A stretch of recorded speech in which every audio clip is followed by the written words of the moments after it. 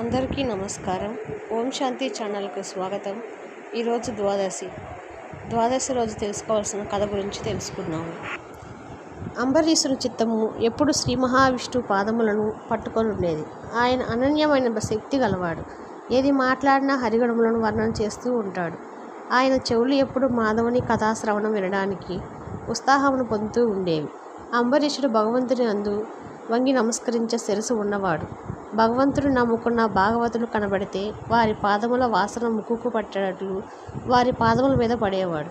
వారి పాదముల నుండి వెలువడే పద్మముల సువాసనను ఆయన ఆస్వాదించేవాడు. అంబరీషుడు రసముద్ర గలవాడు. ఏది పడితే అది వాసన చూసేవాడు కాదు. ఎప్పుడు ఈశ్వరుడి యందు మగ్నమై ఉండేవాడు. అయినా ఆయన రాజ్యపాలన విస్మరించలేదు. అంబరీషుని అంతఃపురం మీద కోరిక లేదు. ఏనుగుల మీద, గుర్రముల మీద, ధనం మీద, ఉద్యానవనముల మీద, కొడుకుల మీద, బంధుమిత్రుల మీద, రాజ్యం మీద, అంతఃపురం మీద కోరిక లేదు. కానీ వీటన్నిటిలో ఉన్నాడు. దీన్నే కర్తవ్య నిష్ఠ అంటారు. ఆ విషయములందు వెరిగా వేలాడటం లేదు. ఆ పరమ పవిత్రమైన జీవితం గడుపుతున్న స్థితిలో అంబరీషుడు సరస్వతి నదీ తీరంలో అశ్వమేధ యాగం చేశాడు. దానికి వశిష్ఠాది మహర్షులు వచ్చారు. ఆ మహర్షులందరినీ సేవించాడు. భూరి తాంబూలను ఇచ్చాడు. 1 సంవత్సరం పాటు ద్వాదశ వ్రతము చేయాలని అనుకున్నాడు. ఏకాదశి వ్రతము, ద్వాదశ వ్రతము తేడా ఏమీ లేదు. దశమి నాటి సాయంత్రం నుండి ఉపవాసం ప్రారంభం చేస్తారు. ఉపవాసం అంటే అసనము అని శాస్త్రంలో ఒక మాట. ఉపవాసము అంటే ఆసనము అని శాస్త్రంలో ఒక మాట ఉంది. ఆసనము అంటే వ్యక్తికి క్రిందటి జన్మల్లో ఉన్న దరిద్రమును అనుభవించడానికి, ఈ జన్మలో ఐశ్వర్యము ఉన్న, ఆకలి వేస్తున్నా తినడానికి తనకు ఒక రోజు మార్చుకోవడము. ఈశ్వరునికి దగ్గరగా బుద్ధి నిలబడడానికి ఎంత సాత్వికమైన పదార్థం తిని శరీరం నిలబెట్టుకోవాలో, ఈశ్వరార్చితమైన సాత్వికమును అంత ప్రసాదమును తిని నిలబెట్టుకుంటే దాన్ని ఉపవాసము అంటారు. అంబరీషుడు ఏకాదశి వ్రతమును చేస్తున్నాడు. ఏకాదశి నాడు ఉపవాసం చేయాలి. ద్వాదశి నాడు పారణ చేయాలి. ఎంత తొందరగా వీలైతే అంత తొందరగా పదార్థములను తినేయడాన్ని పారణ అంటారు. పారణ చేసేటప్పుడు సూర్యోదయము అవగానే భోజనం చేసేసినా తప్పేమీ లేదు. నిత్యానుష్ఠానం చేసేసుకొని ద్వాదశి నాడు భోజనం చేసేయవచ్చు. అంబరీషుడు సంవత్సరం పాటు సంతోషంగా ఏకాదశి వ్రతమును పూర్తి చేసేవాడు. ఏకాదశి తిథి అయిపోయింది. తెల్లవారి సూర్యోదయం అయింది. సంవత్సర కాలం పాటు చేసిన ఏకాదశి వ్రతము పరిపూర్ణమైంది. యజ్ఞమును పూర్ణాహుతి చేయకుండా అసంపూర్తిగా ఆపివేసినట్లయితే ఆ యజ్ఞం పూర్తి అయినట్లు లెక్కకు రాదు. యజ్ఞ బ్రహ్మం అయిపోతుంది.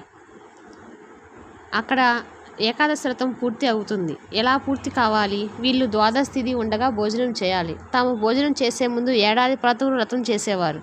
కాబట్టి మొట్టమొదటి కాళింది నది ఒడ్డుకు వెళ్ళి నదీ స్నానం చేశారు. అనంతరం మధువనంలోకి వెళ్ళి చక్కగా శ్రీకృష్ణ పరమాత్మకు అభిషేకం చేశారు. అక్కడికి బ్రాహ్మణులు వచ్చారు. వారికి దానములు ఇచ్చారు. వారి కడుపు నిండా భోజనం పెట్టాడు. వాళ్ళందరూ కడుపు నిండా తినిన తర్వాత అంబరీషుడు ద్వాదశి పారణం చేయాలి. అనుకోకుండా భోజనం చేయాలి. అందరు భోజనం పూర్తయిన తర్వాత తాను భోజనం చేద్దామని సిద్ధపడుతూ ఉండగా అక్కడికి దుర్వాస మహాముని వచ్చారు.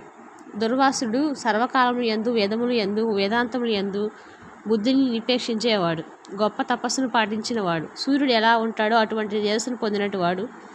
వచ్చిన దుర్వాస మహర్షిని అంబరీషుడు ఈశ్వరునిగా భావించాడు. పొంగిపోయి, అయ్యా, మీ రాక మహాత్ములు ఇవాళ నేను చాలా అదృష్టవంతుణ్ణి. నీవు శివాస సంభూతుడివి. నీవు నా ఇంటికి అతిథిగా వచ్చావు.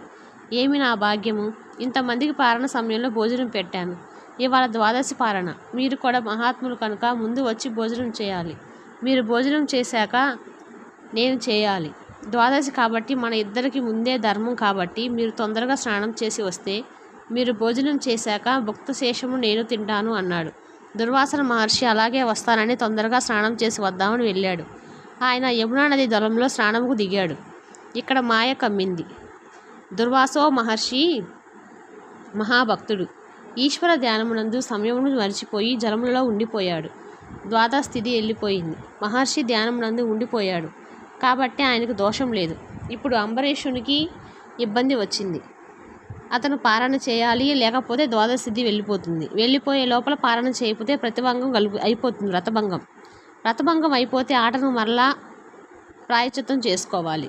విద్వాంసులను పిలిపించాడు. సభలో ఉన్న మహాపండితులను పిలిచాడు. విద్వాంసులు ఆయన చూస్తే మహర్షి ధ్యానంలో ఉన్నాడు, పిలవకూడదు. నువ్వు చూస్తే గృహస్థు వ్రతం చేసి ఉన్నావు, భంగం జరగకూడదు, పోనీ పాలన చేయడమే కదా అని నీవు ముందు తింటే వచ్చిన అతిథికి నీవు మహా అవమానం చేసినట్టు అవుతుంది. కాబట్టి తినకూడదు. తినకుండా ఉంటే తిద్ది దాటిపోతుంది. కాబట్టి నీకు మధ్య మార్గం ఒకటి చెబుతాను, సరళము పుచ్చు అన్నారు. అంతే. కాసి నీళ్లు తాగమన్నారు. అయితే నేను కొద్ది నీళ్లు పుచ్చుకుంటాను. ఆయన తినగా మిగిలిన శేషమునే నేను భోజనంగా తింటాను. నీటికి ఎప్పుడు పవిత్రత ఉంటుంది, అందుకని నీళ్లు ఒకటే పుచ్చుకుంటాను అని ఆయన నీళ్లను పుచ్చుకున్నాడు. ఇలా ఇక్కడ నీళ్లు పుచ్చుకోగానే దుర్వాసో మహర్షి ధ్యానంలోంచి బయటకు వచ్చారు. ధ్యానంలోంచి బయటకు రాగానే ఆయనకు తన ఆకలి గుర్తు వచ్చింది. గబగబా అంబరీషుని వద్దకు వచ్చారు.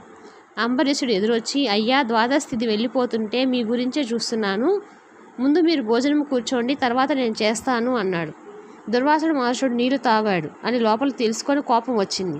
ఆయనకు ఓ పక్క లోపల ఆకలి, ఓ పక్క అతిథి పిలిచిన అవమానం, దుగ్ధ రెండూ కలిసి, ఇంత మహర్షి నేను ఇంత చవకబారు వాడిలా కనపడ్డానా? పిలిచి ముందు నువ్వు తాగి నాకు ఈ ఇంట్లో అన్నం పెడతావా అంటే నీ భుక్త శేషం నేను తింటున్నాను, నా భుక్త శేషం నువ్వు తినడం లేదు. ఇది నాకు అవమానము. కాబట్టి నిన్ను ఉపేక్షించను. నీవు విష్ణు భక్తుడివి, చూడు నిన్ను ఏం చేస్తానో. ఇప్పుడు నేను గొప్ప, నువ్వు గొప్ప తెలియాలన్నాడు. కోపంలో చేతికి నీళ్లు తీసుకొని తన జటాజూటం నుండి జటనొకదాన్ని సమూలంగా పెరిగి నేలకేసి కొట్టాడు. అందులోంచి భయంకరమైన ఒక కృష్ణతను సృష్టించాడు. కృత్యు అనేది ఆయన దేన్ని చెబితే దానితో ఆకలి తీర్చుకుంటుంది. తన కళ్ళ ముందు కృత్యు అంబరీషుని తినేయాలని అనుకున్నాడు. హద్దులేని క్రోధమునను వెళ్ళిపోయాడు. ఈ కృత్య చేతిలో భయంకరమైన శూలం పట్టుకొని ఆకలితో ఎగురుతుంటే భూమి గొంతులు పడింది. భయంకరమైన క్రోధంతో మృత్యు అంబరీషుని మీద పడింది. దీన్ని చూసిన దుర్వాసుడు ఒకటే సంతోషిస్తున్నాడు. తాను బ్రాహ్మణుడు అయి ఉండి అవతల వారి స్థితి గమనించకుండా నిష్కారమైన కోపం పెంచేసుకున్నాడు. ఆ కోపంకు అందరూ బాధపడుతున్నారు. అంబరీషుడు మాత్రం చిరునవ్వుతోనే ఉన్నాడు. శ్రీమన్నారాయణ ధ్యానం చేస్తున్నాడు. నాకు తెలిసి అపరాధం చేయలేదు, తెలియక చేసిన దోషము కాదు, నేను ధర్మం తప్పలేదని నమస్కారం చేస్తూ నిలబడిపోయాడు. ధర్మములు ఫలితములు ఇవ్వగలవాడు అయిన శ్రీహరి చేతి నుండి సుదర్శనం కలిగింది. ధర్మం అంబరీషుని యందు ఉంది. సుదర్శనము కదిలి కృత్యం మీదకు వెళ్ళింది. కృత్యు కాలిపోయింది. తర్వాత సుదర్శనం బ్రాహ్మణుడు వెంట పడింది. సుదర్శనకు వెంచి దుర్వాసురుడు పరిగెత్తడం మొదలుపెట్టాడు.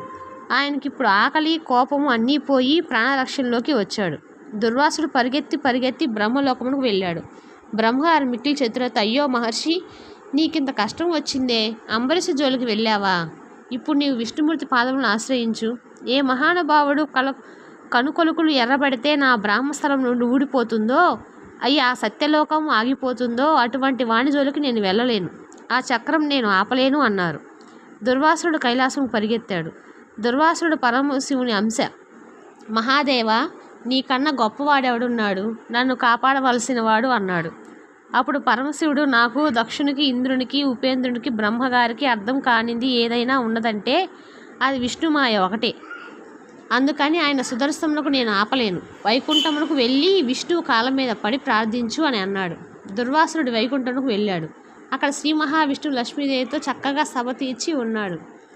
దుర్వాసుడు వెళ్తూనే శ్రీమన్నారాయణ స్తోత్రం చేస్తూ ఆయన పాదముల మీద పడిపోయి ఆయన రెండు కాళ్ళను తన రెండు చేతులతో గట్టిగా పట్టుకొని పాదముల మీద శిరసు పెట్టి లేవటం మానేసి అలా ఉండిపోయాడు.